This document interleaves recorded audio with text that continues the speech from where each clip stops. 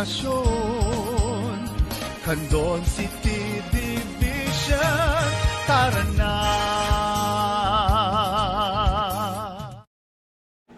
Welcome to Tirad Pass Network, DepEd Candon City Teleskwela, kanlungan ng kaalaman tungo sa kahusayan at kaunlaran. Happy New Year, everyone! I am Teacher Lynette, and I am pleased to commence this year with a new lesson where you can have exciting facts and ideas. This is English 9, Quarter 2, Week 1. So relax, listen, and learn from the past to the present world of English literature. It's the beginning of the year. So for this episode, we will talk about how English literature started. We are guided with the most essential learning competency, which is to make connections between texts to particular social issues, concerns, or dispositions in real life. Our objectives for this lesson are the following. Identify the different periods of English literature, differentiate the periods of English literature, and classify the famous authors in English literature according to periods. As we go through to the lesson, let us be guided with the following questions. What are the periods in English literature? What are the characteristics and differences of each period? And who are the famous authors during the different period? Let's start. English literature dates back exceeding 5 centuries. Flashed on your screen is the history of English literature timeline, which starts from Old Literature, which dates from 858 to 1100, Middle Ages, which dates from 1100 to 1500, Renaissance, which dates from 1500 to 1660, Neoclassical Age, which dates from 1660 to 1798, 19th century literature, and English literature since 1901. Literature rooted from the old literature, wherein people communicated the poems and literary works orally during the period under consideration. Writing was not given much importance. Beowulf was one of the most important works of that age. It was an epic poem about the heroic deeds of the German warrior, which happened apparently in 5th and 6th centuries. The 13th century is the Middle Age. The English literature prospered at a distinguished rate during this age. The most respected and famed writer of the Middle Age was Geoffrey Chaucer. He was known as the father figure in English literature during 13th century. His greatest works are mostly narratives like the Canterbury Tales and the House of Fame. The later part of the 14th century is the rebirth of culture and learning, which is known as the Renaissance period. The word Renaissance implies the rebirth of culture and learning. This age was one of the most important ages in the history of English literature. William Shakespeare was one of the famous poets and playwrights during this period.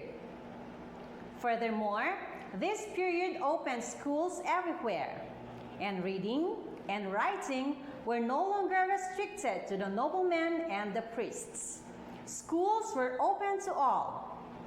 This produced the movement called humanism, a movement for promoting the largest human interests. It was also that during this time, the process of learning was made easier by the printing machine which John Gutenberg invented in Germany and which William Caxton introduced to England. The next one was the Neoclassical Age, which is also known as the era of enlightenment. The word neoclassical was merged with the two words neo and classical. Neo implied new, and classical denoted the Roman and Greek classics. Alexander Pope was the biggest name of this period. He basically wrote on harmony. The heroic couplet is famous in his works. The neoclassical age was also known as the age of reason and era of logic. Popular types of literature included the parody, letters, essays, and satire.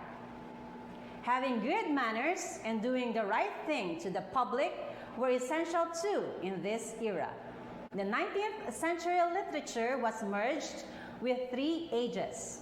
They are Romanticism from 1798 to 1837, Victorian Age from 1837 to 1901, and Edwardian Age from 1901 to 1910.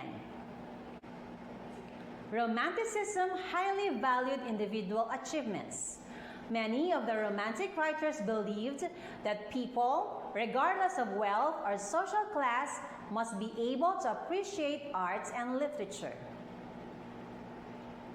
Some of the famous writers during this age are Hans Christian Andersen, famously known for his folktales. We also have the written works of William Wordsworth and the classic literary pieces entitled The Three Musketeers and The Hunchback of Notre Dame.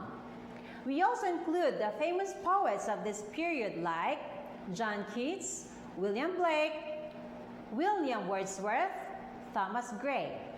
Romanticism style emphasizes on passion over reason, imagination and intuition over logic, expression of emotions over restraints and order.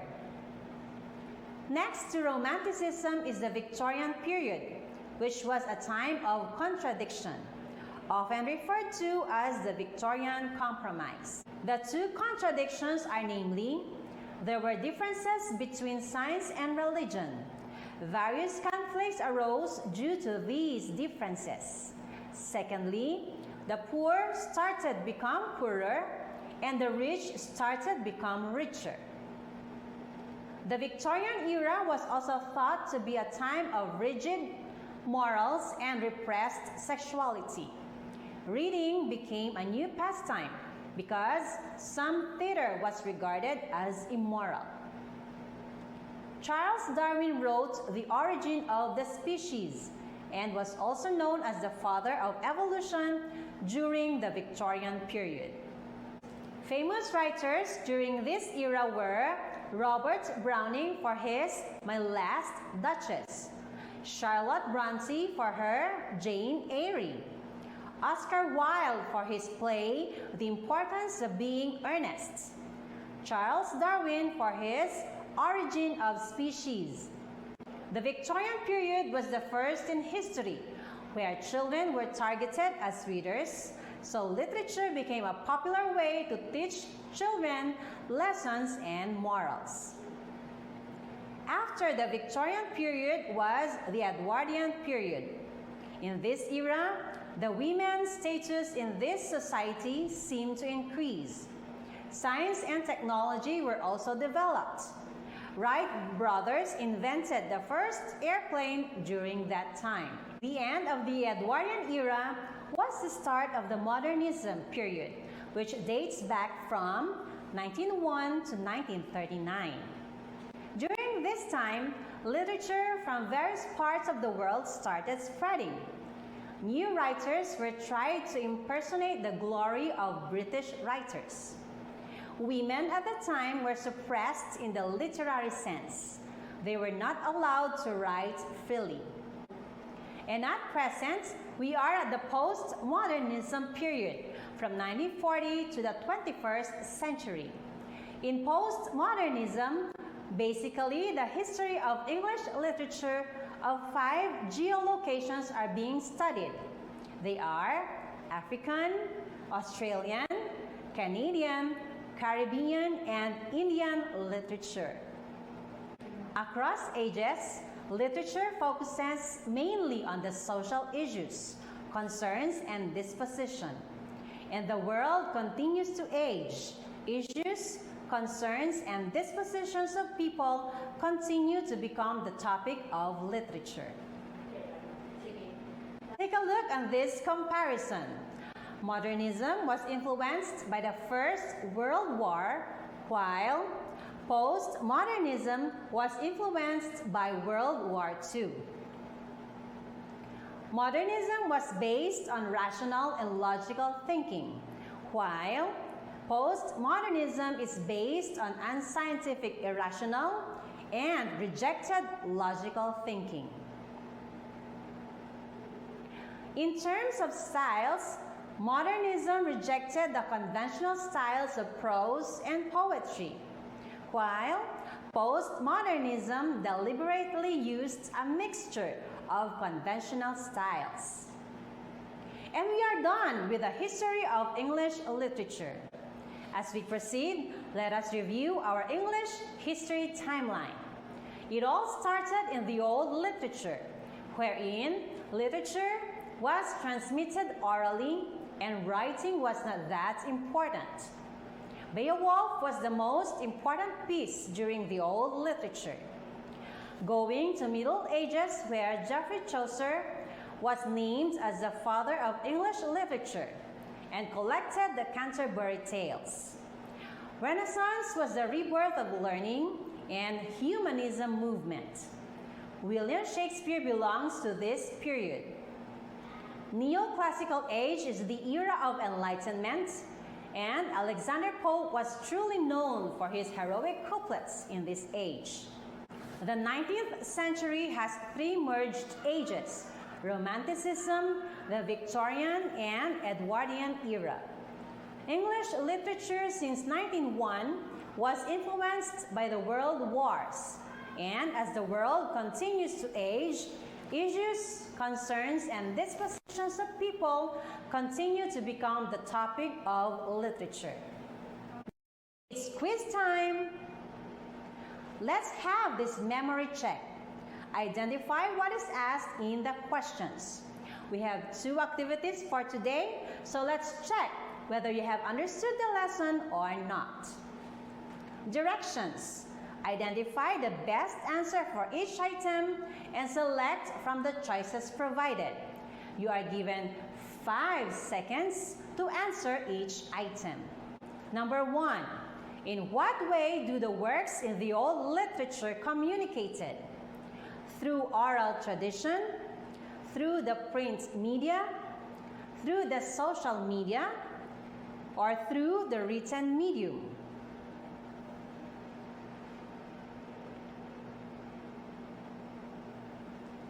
And the correct answer is letter A, through oral tradition. Number 2, what is the most important work during the old literature? Ballad, Beowulf, Canterbury Tales, The House of Fame.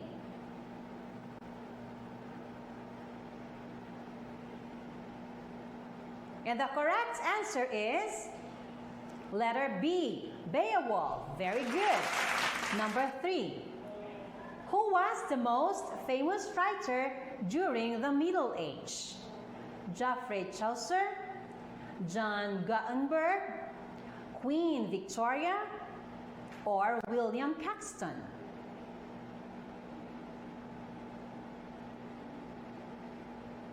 And the correct answer is letter A, Geoffrey Chaucer. Good job, everyone. Number 4. This age is considered as the most important in the history of English literature. Furthermore, it entails the rebirth of culture and learning. Middle Age, Neoclassical Age, Old Literature, Renaissance.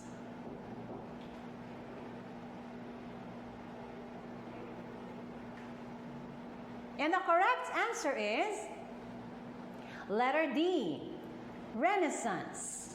Very good.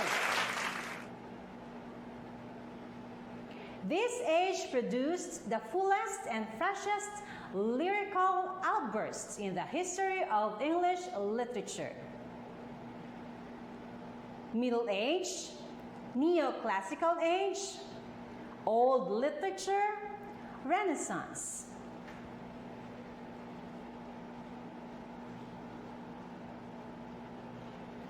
And the correct answer is letter B, Neoclassical Age.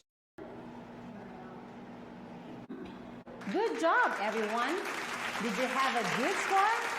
I hope you had a good beginning for this New Year's lesson. Now let's proceed to part B. Classify the authors according to the period where they are known. Choose the correct answer from the column B. I will give you 5 seconds for each item, so let's start. 1. Geoffrey Chaucer. If your answer is letter A, middle age, then you are correct. Number 2, William Shakespeare. If you think the answer is letter E, Renaissance, then that's a smart choice. Number 3, Charles Darwin. It's letter D for Victorian period. Number 4, William Wordsworth. Time's up. It's letter B, Romantic period. Number 5, Alexander Pope. It's C for correct, Neoclassical period. Were you able to get all the items? Well done! You have such a sharp memory. It's a good sign for 2021. If you wish to learn and read more about our topics for this episode, you may visit the following references flashed on your TV.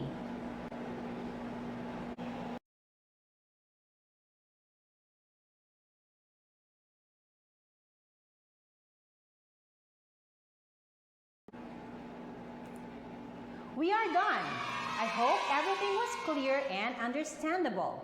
For the next episode, we will be having a continuation of this lesson, plus the divisions and subdivisions of literature.